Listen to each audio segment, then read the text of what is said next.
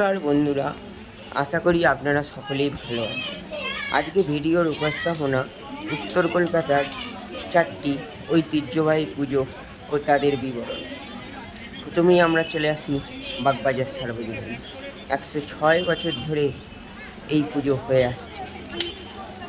এই পুজোর একসময় সভাপতিত্ব করেছিলেন নেতাজি সুভাষচন্দ্র বসু। 1918 সালে এই পুজো প্রথম নেবু বাগান নামে শুরু হয়েছিল এবং পরে তা বাগবাজার সার্বজনীন নাম নেয়। এই পুজোর সবচেয়ে বড় ঐতিহ্য এই মাতৃ প্রতিমা, এই সাবেকি সুউচ্চ মাতৃ প্রতিমা, যে মাতৃ প্রতিমা না দেখলে পুজো প্রেমীদের পুজো সম্পূর্ণ হয় না। এই পুজোর আরেকটি ঐতিহ্য মহাষ্টমীর দুপুরে বিরাষ্টমী ব্রত। সেখানে নানা রকম শরীরচর্চা, লাঠি খেলা অনুষ্ঠিত হয়। এবং আরেকটি ঐতিহ্যশালী রীতি হলো দশমীর দুপুরে সিঁদুর খেলা, যেখানে দূর দূরান্ত থেকে মা বোনেরা আসেন সিঁদুর খেলা উৎসবে মেতে উঠতে।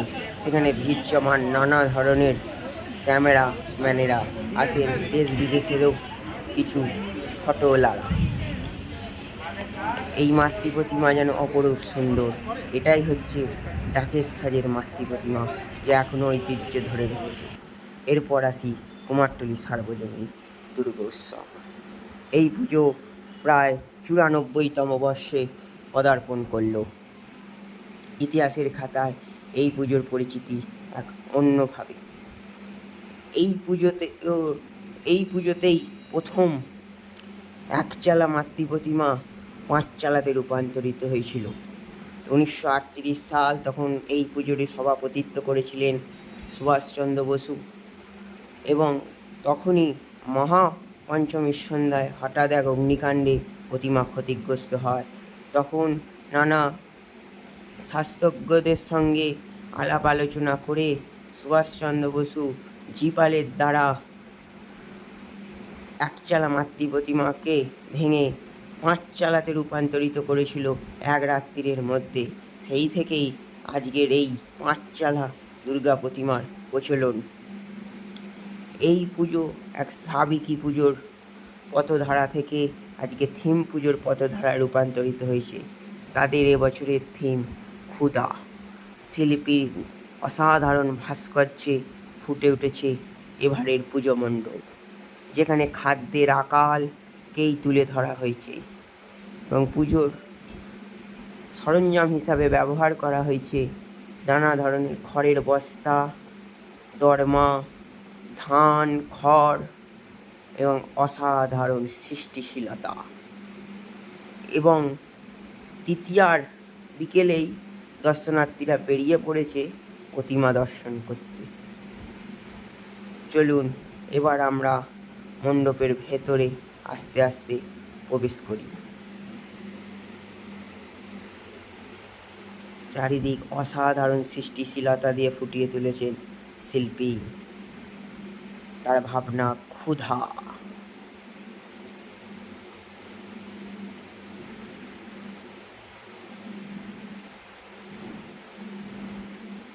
এখানে নানা রকমভাবে বোঝাচ্ছে যে খাদ্য মজুত করা আছে, কিন্তু সেই খাদ্য সবার মধ্যে বণ্টিত নয়।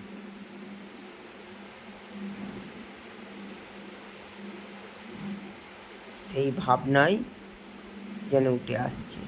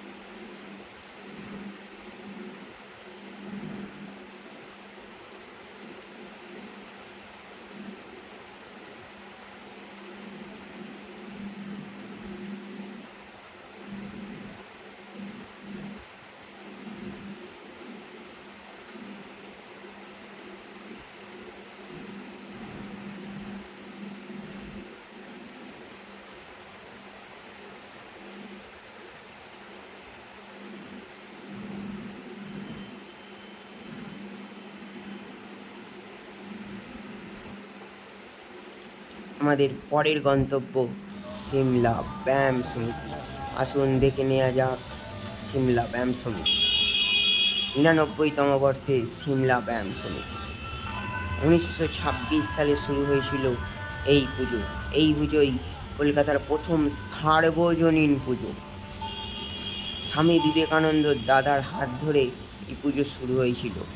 ব্রিটিশ বিরোধী শক্তিকে একত্রীকরণে এই পুজোর ভূমিকা অন্যতম।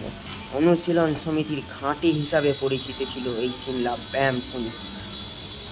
ব্রিটিশরা এই পুজোকে কয়েক বছর জনসমক্ষে নিষিদ্ধ ঘোষণা করেছিল। পরে সুভাষচন্দ্র বসুর সভাপতিত্বে এই পুজো আবার জনসমক্ষে অনুষ্ঠিত হয়। এই পুজো সম্পূর্ণভাবে সাবেকি পুজো এবং সেই ধারাই বহন করে নিয়ে আসছে।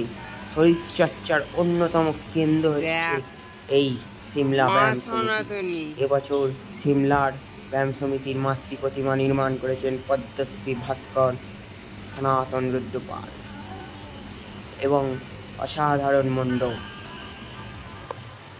মাতৃ প্রতিমার মুখ দেখলেই যেন মন জুড়িয়ে যায়। সুউচ্চ বিশাল মাতৃ প্রতিমা, যা কলকাতার দুর্গা পুজোর ইতিহাসে এক অন্যতম সৃষ্টি।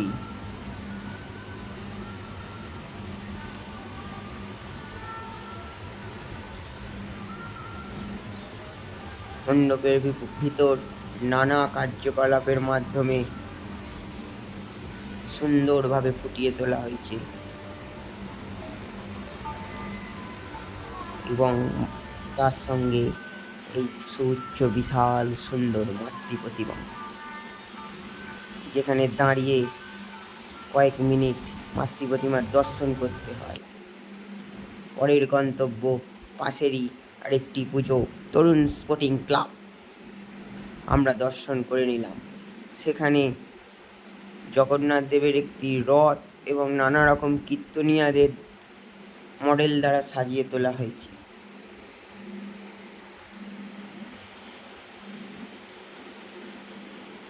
ছোট পুজো হলেও পুজোটি খুবই সুন্দরভাবে তারা উপস্থাপনা করেছে এবং এখানেও আমরা দেখলাম একটি সাবেকি মাতৃ প্রতিমা এবং ভেতরে জগন্নাথ দেবের নানা রকম মূর্তি দিয়ে সাজিয়ে তোলা হয়েছে মণ্ডপটি। অসাধারণ সুন্দর এই সাবেকি মাতৃ প্রতিমা। সাবেকি মাতৃ প্রতিমা যেন আলাদাই রূপ ধরে। থিমের পাহাড় থাকলেও সাবেকি মাতৃ প্রতিমার পুজো যেন আলাদা ঐতিহ্য।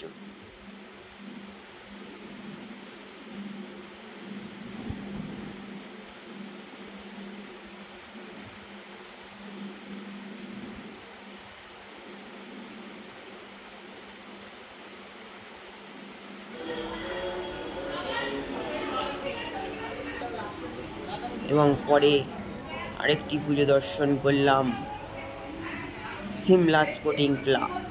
সেখানে কাঠের পুতুলের দিয়ে নানা রকম সাজিয়ে তোলা হয়েছে এবং কাঠের পুতুলের চিত্র দিয়ে ডেকোরেশন করা হয়েছে এবং ভেতরেও সেই কারুকার্য এবং একটু অন্য রকমের মাতৃ প্রতিমা।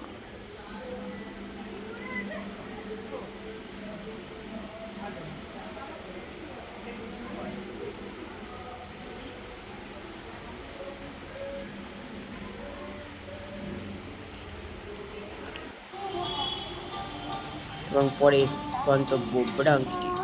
রাস্তায় আলো জ্বলে গেছে, কলকাতায় যেন পুজো পুজো রব।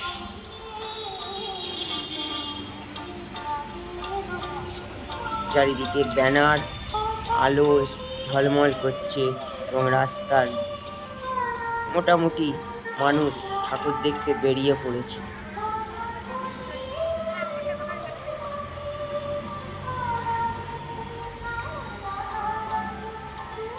আমাদের পরের গন্তব্য ব্রাউন স্ট্রিট। একটি জমিদার বাড়ির আদলে মণ্ডপটি নির্মাণ করেছে। এই পুজোর অন্যতম বৈশিষ্ট্য এই সাবেকি মাতৃ প্রতিমা। মণ্ডপটির সামনে থেকে তুলে ধরতে পারলাম না, তার জন্য ক্ষমা করবেন। ওপেন রাস্তার উপরে পুজো হওয়ার কারণে যথেষ্ট ট্রাফিক ছিল এই ভিডিওগুলো যদি আপনাদের ভালো লেগে থাকে তাহলে অবশ্যই সাবস্ক্রাইব করুন, শেয়ার করুন, ফলো করুন এবং নতুন নতুন ভিডিও নিয়ে আমি উপস্থিত হব আপনাদের সাথে।